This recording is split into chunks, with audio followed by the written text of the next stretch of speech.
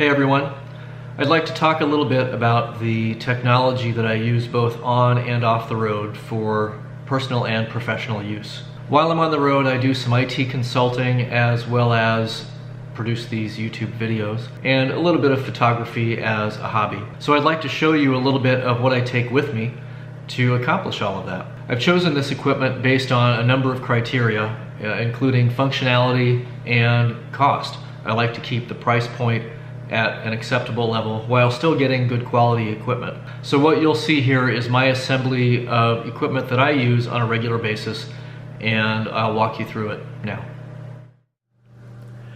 Here we have my 11-inch iPad Pro. On screen you'll see an app called LumaFusion, which is a video editor. It's sort of the iOS equivalent of Final Cut Pro on the Mac. It's actually very capable, and I've used it to edit the last few videos now. The 11-inch iPad Pro is much improved over the previous version. I had the 10.5-inch prior to this. The processing power is vastly superior, and the new Apple Pencil is a big improvement.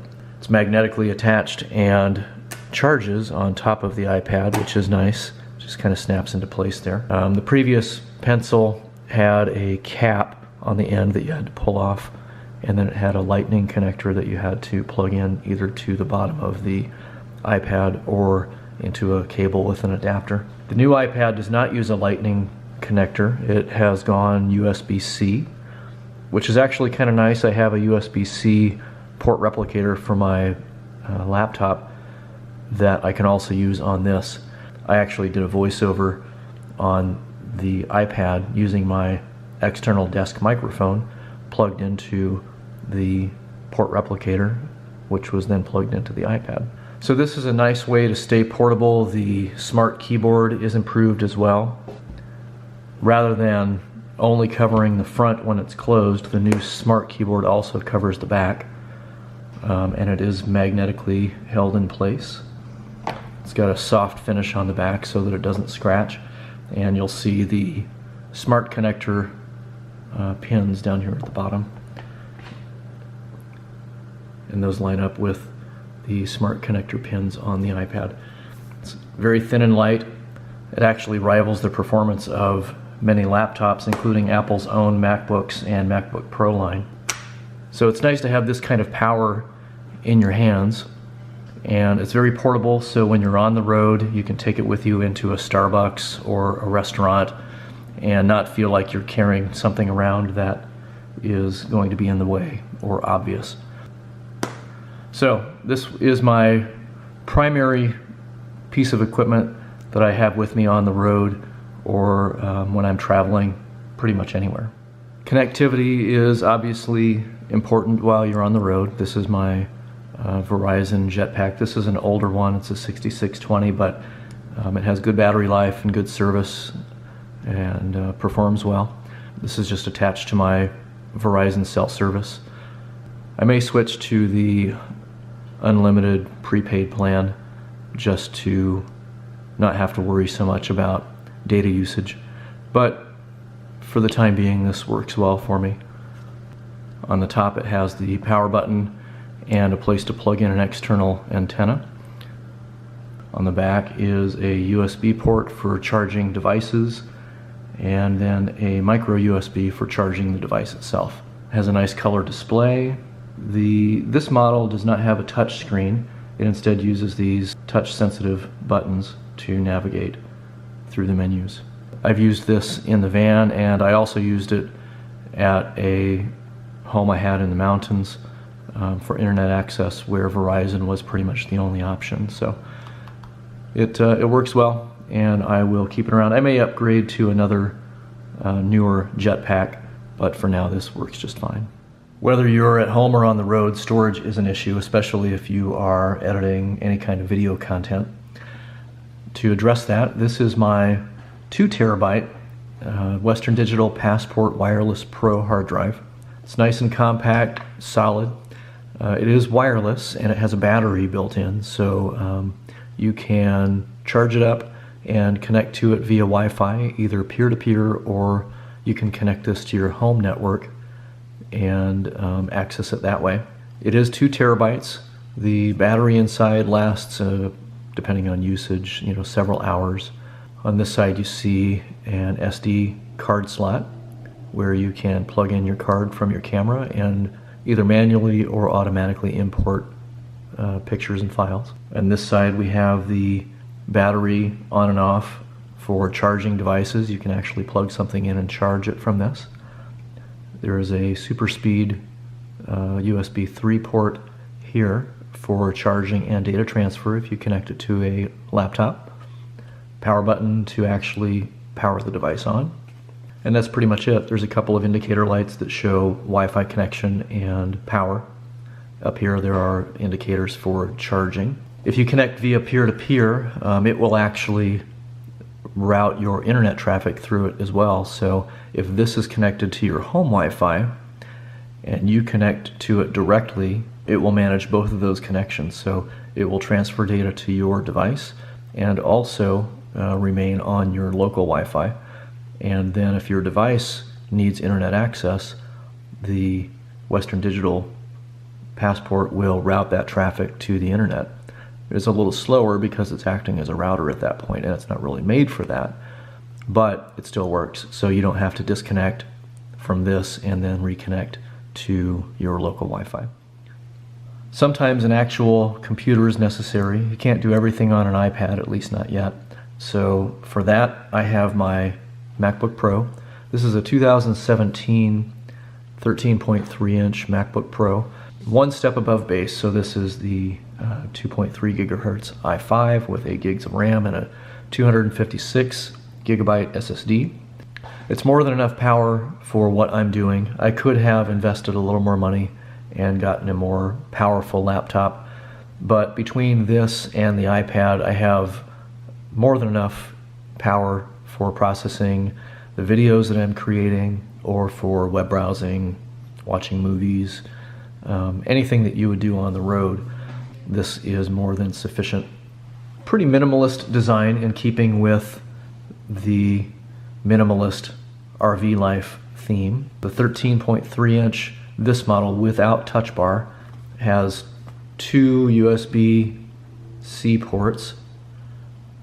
These are Thunderbolt compatible, so you can run external 5K displays if you wanted to. I have a port replicator that plugs into this that provides a card reader for my camera and 3 standard USB 3 ports, as well as the ability to plug in USB-C and charge at the same time. On this side there is a headphone jack, and that's pretty much it. Size-wise, this is very similar in size to the new MacBook Air. Air is slightly thinner on the front as it tapers, but the Pro is more powerful in all ways. Now this is the 2017 model. The 2018 model, if you upgrade to the touch bar, has the next generation Intel chips, i5s and i7s, which is a vast improvement in performance over the base model, 7th gen. So that's something to consider. If you have a little extra money, at this point it's probably worth the upgrade. At the time that wasn't available for me, and I just went with the standard MacBook Pro. But I also did not want the touch bar. It's kind of cool. It's a little gimmicky for me, and it does draw some power. It's an OLED display, but it still does draw some power, and I just prefer the actual physical buttons anyway. I do carry a selection of cables and adapters with me, just in case I need to connect to something or plug something in. Generally I can do that in most situations. Up here on the left I have my Apple Magic Mouse. Wireless mouse, it's nice to use.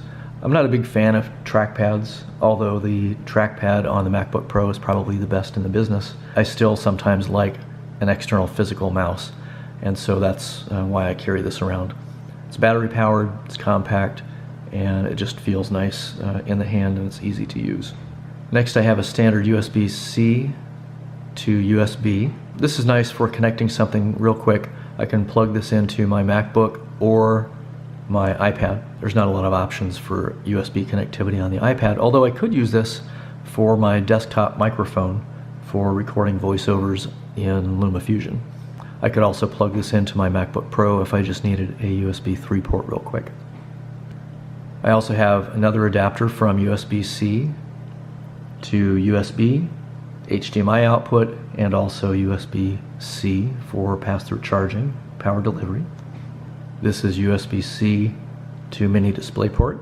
Not as necessary to carry something like this around, but it doesn't take up much room, and I figured that I would probably just have it on hand just in case. This is my USB-C port replicator. I use this on both the iPad and the MacBook Pro. USB-C connector on that side.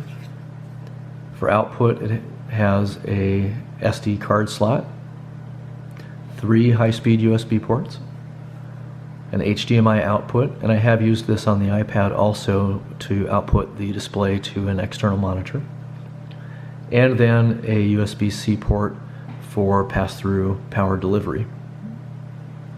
This is a USB-C to high-speed USB. This is the connector that you would find on an external hard drive. I have 2 versions of this, one with the USB-C connector and one with just a standard USB-A connector for a normal laptop that doesn't have USB-C ports. Here we have a cable that has multiple outputs. So there is a USB input, standard USB, outputting to micro USB, USB-C, and Lightning. Lightning being for charging various Apple devices. This is for power delivery. It may handle data transfer. Actually, I know it handles data transfer because I use this for connecting my phone to the head unit in my van for Apple CarPlay. I have a few other pieces of equipment that I carry and recommend just to make things a little easier on the road or to eliminate the need for something and not having it. Up front and center here I have a weatherproof Bluetooth speaker. This is battery powered, although you can plug it in and run it off of USB. This is a micro USB connector, and then there's also a 3.5mm jack for it for audio input. It has a little built-in carabiner for hanging it on something. I use this to connect to my phone or iPad for audio. It will also connect to my Apple TV in the van, and I can hang it back in the back of the van while I'm watching TV. So that's kind of nice to have around. Next I have a couple of battery options. Actually there's 3 that you see here in front of you. This is a standard just battery pack, 12,000 milliamp hours, and on the front here it's got the charging port and then a 1 amp and a 2 amp output with an LED indicator on the front for charge level.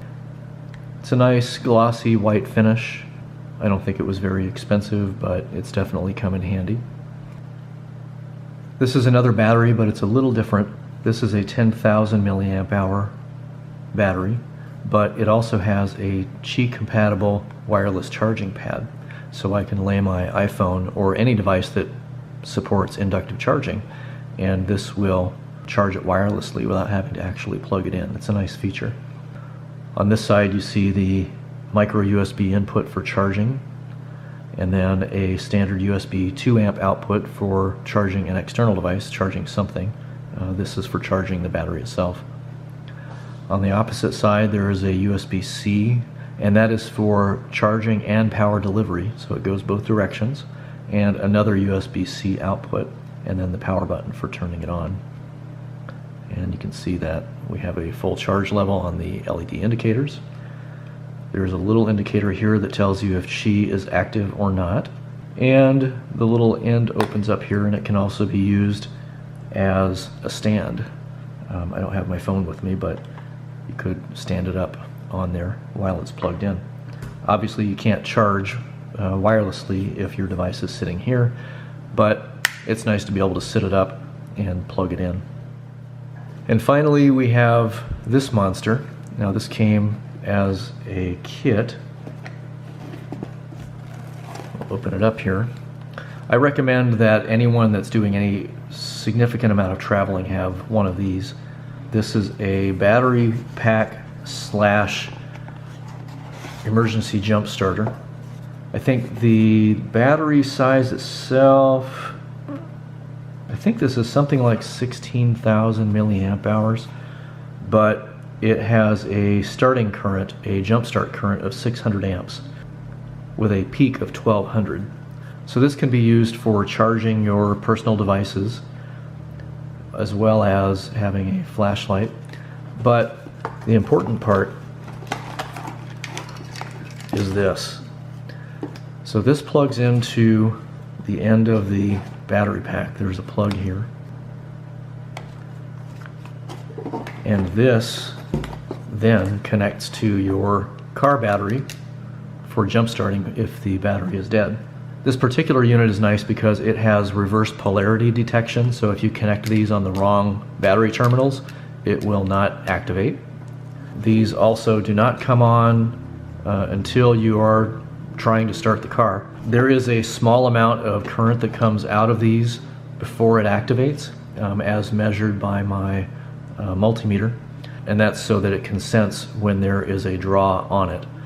But this is definitely something that everyone should have in their toolkit. If not this model, then something similar or larger for that matter. There are larger, better options that you can power, more devices from or charge it with solar power. But this is very compact, lightweight, but it does have a nice jump start capability with that 600 amp cranking power. This isn't something that everyone would necessarily have or need, but it is nice to have around. It's a digital multimeter for testing voltages and amperages. It also has a testing plug for your 120 outlets that will tell you if it is wired correctly or if there's a problem. And then this is for detecting voltage in an active circuit. So this is one of those things that's more of a nice to have, not a need to have. It can come in handy when you're diagnosing some issues. For instance, I troubleshot my van battery with it by watching it fail right in front of me. I connected the probes to the battery terminals and watched the voltage drop right in front of me when it should not have been. So this would be something that you wouldn't necessarily have to have around, but if you have access to one, throw it in your kit. It might come in handy. Here we have my video and still photo equipment. The rest of this video has been filmed using my Canon G7X. This is a nice compact camera with nice video quality and a nice flip-up screen for when you are filming yourself. And I have a spare battery for that also. This is my action camera. This is made by YI. This is the YI 4K. Very compact, lightweight, good battery life. It does do image stabilization and lens correction, meaning that it will take out some of that fisheye look when you're dealing with a wide-angle lens.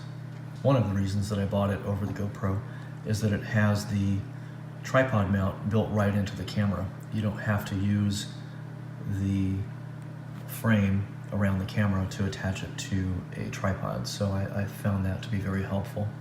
And then I have a silicone skin over it. This will do 4K video. I don't film in 4K to save space, and then there are issues around whether we can even actually perceive 4K video correctly, and generally speaking, YouTube does not stream in 4K anyway. Plus, there are processing and space considerations when you're doing that kind of video. So I do most of my filming in 1080p. I think it works out just fine. Next I have my pistol grip, and this is going to be difficult with one hand. Okay, so now it's open. This is what I would attach my action camera to, or the Canon. And you can use it in handheld filming, and it makes it easy to hold, and it keeps you from blocking the microphones. This is also a miniature tripod, like so.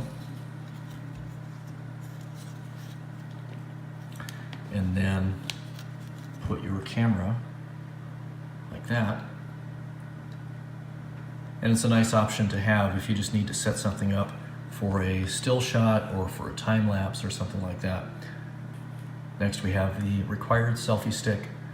Always handy to have one of these around, both for holding the camera away from you for perspective, or to extend it above, say if you're in a crowd and you need a shot from above, you can put your camera up, and this extends, I think, about 3 feet, and you can get some decent height and do your filming that way. Well, this video has gone on a little longer than I planned. I didn't go into a lot of detail, so if you have any specific questions about what you saw or how I use it, leave those in the comments below and I will respond to you personally. As always, if you found this video helpful, be sure to hit that like button and be sure to subscribe and come back. I will have some additional Hymer active content coming once I get my van back from being repaired. It's almost finished, it's on its way, so it shouldn't be long. So once again, thanks for watching, and until next time, have a great day.